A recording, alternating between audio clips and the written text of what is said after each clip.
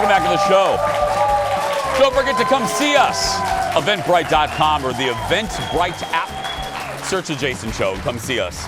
Well, our guest today is a huge deal in the world of podcasting. Patrick Hinds is the host of not one, but two. One, and I love this combo. It's like a combo that you wouldn't think goes together. One about true crime and the other, the Golden Girls. I love it. He's also a best-selling author and is hitting the road with a new live show audience. Give it up for Patrick Hinds, everybody. Hi, Patrick. Hello. Oh, my goodness. I love your show so much. I'm so happy to be here. I'm thrilled to have you. Your furniture looks real good. That's a good setup, Patrick.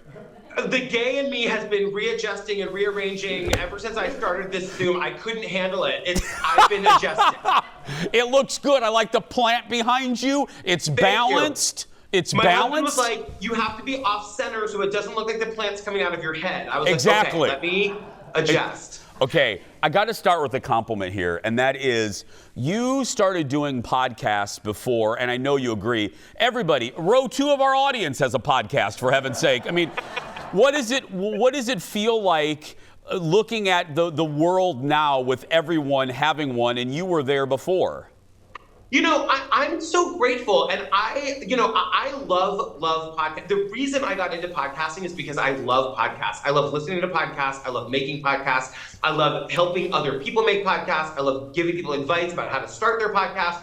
So I'm so grateful. It's very unusual for a true crime podcast to survive as long as we have. We're almost 9 years strong. My partner, Jillian Pensavalle, and I have built this thing together, and it feels great. I mean, I was really excited to see during the pandemic that everybody started a podcast. I was not one of those podcasters who was worried about it. I really wanted everyone to do it. It's a great outlet. If you've got something to say, grab a microphone. Anybody can make a podcast for a couple $100, get it out there on the internet and make yourself heard. I'm just thrilled to be invited to the party. Well, and the party is successful.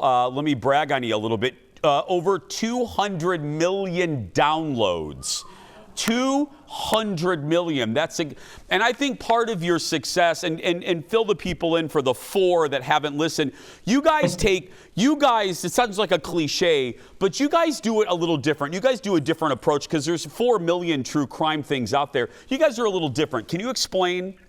Yeah, so, what we do on True Crime Obsessed, we recap true crime documentaries, and we started doing that just before the big explosion in the number of true crime documentaries that were being made. We started as true crime documentary nerds who just wanted to get together and talk about our love of true crime documentaries, and about 6 months after we started the podcast was when Netflix went streaming. Then all of a sudden there was Hulu and Max, and because true crime content is relatively inexpensive to produce, there was just this massive amount of content being made. People used to ask us early on if we were afraid that we were going to run out of documentaries, and we were like, maybe, but then overnight it seemed like all of a sudden there were we have a list that grows every day. We'll never get to it all, even if we do this podcast for 100 years. But I will also say, Jillian and I are both thrilled to go back to bartending if everybody will just stop doing murder. We would be happy to be put out of work. Put us out of work. I will go back to bartending tomorrow. Patrick, that is the best PSA I've ever heard in my life. Yeah. I'm a great bartender. I would go back in a heartbeat. I'm taking the audience for margaritas afterwards, so I mean, I make a great margarita. Let me ask you, I don't mean to put you on the spot, but I'm one of those people, I think you are too, like when I love something, that's why I love that we have a show. Like I just recommended the 4 seasons on Netflix. Is there a true crime doc that is popping in your mind right now that you're just obsessed over? Yes, and I will tell you about that in a second. But first, I need to echo your co-host and say you have major spoilers coming for the 4 seasons, my friend. Major stuff is about to happen. So I'm just saying, get excited or just be. I don't want to say anything else, but it is true. Major spoilers.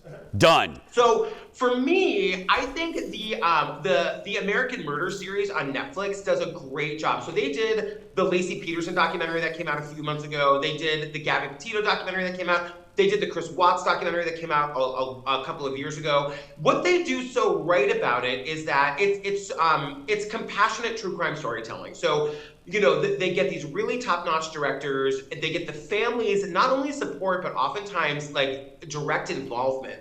So it keeps it very victim-focused. It's way less sensational than I think some of the stuff that we're more used to seeing. It really is focused on, the Lacey Peterson doc is very much focused on Lacey and what her family and the world lost when Lacey and her unborn son were murdered. And the Gabby Petito documentary gave a ton of new information, but still kept it very focused on Gabby and very focused on the family. And I think that's where we're going in true crime. I hope that's where we're going, is this ethical true crime storytelling where it's not exploitive, it's true crime storytelling with a purpose. And I think the American Murder series on Netflix is doing a really good job. There are others for sure, and I think the more that the big guns like on Netflix continue to go in that direction, that will be where people follow. So I hope that trend continues. We're gonna take a break. On the other side, just like Madonna and Gaga, Patrick's on tour, girl. So we're gonna ask about that, and then we're gonna shift to his other podcast about, yes,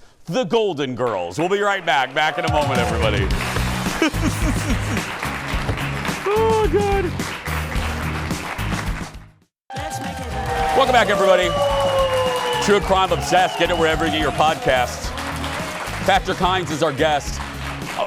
Now, Patrick, before we move on to the Golden Girls, I want to wrap up the conversation. Congratulations, you're on tour. What is that like? I mean, you and I growing up, it was like musical acts that went on tour, but you're a podcast on tour. I know. It's really wild. It's my absolute favorite thing I get to do.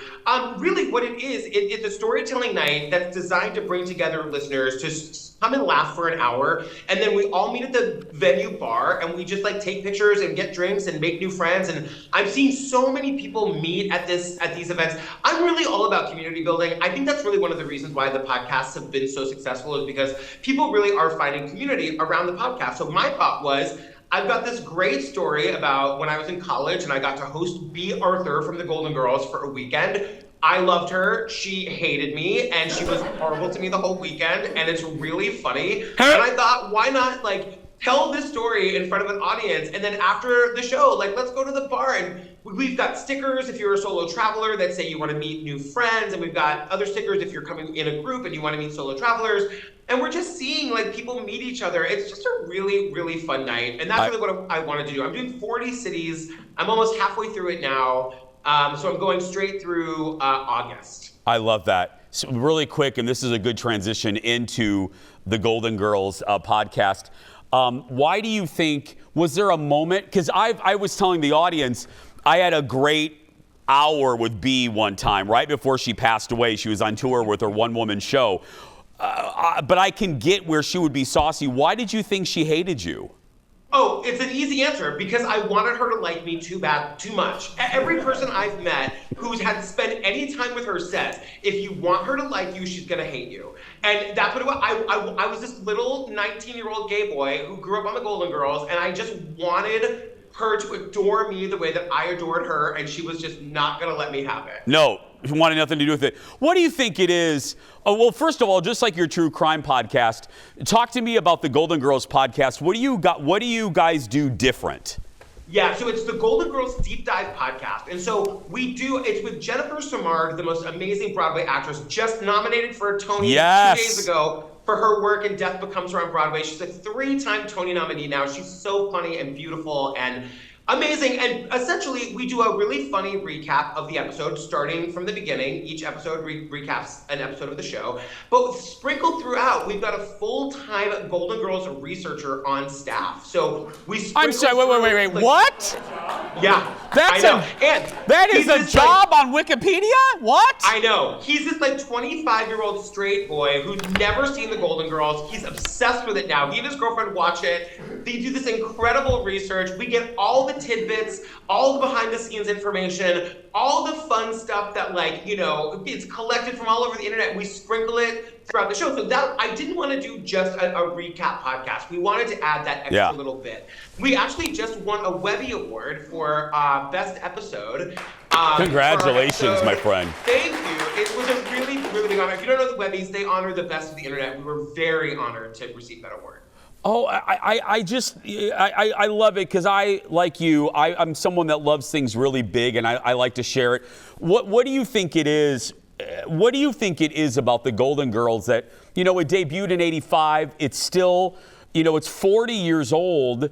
What do you think it is? Why does it still resonate with everybody, no matter the demographic? What do you think it is? There's a couple of this is like science, honestly. Yeah, There's it really a couple is. of factors. It's like the jokes are incredible and they are timeless and they still hold up. The acting is also timeless.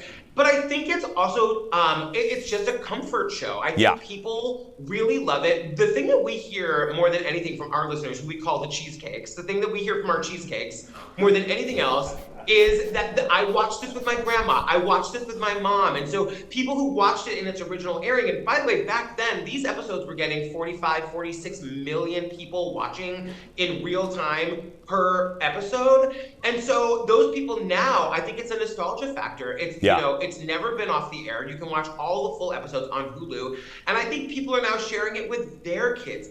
There's just something about the Golden Girls that is magical. Yeah, I think it is everything you said, and it's one of the most, in TV history, I think Cheers, Friends, I Love Lucy, I think it's one of the best marriages of project and actors. 100%. Without a doubt, it's the best marriage of those two things. Patrick, what a delight. I could talk to you all day, and I really appreciate you being here. Thank you so much.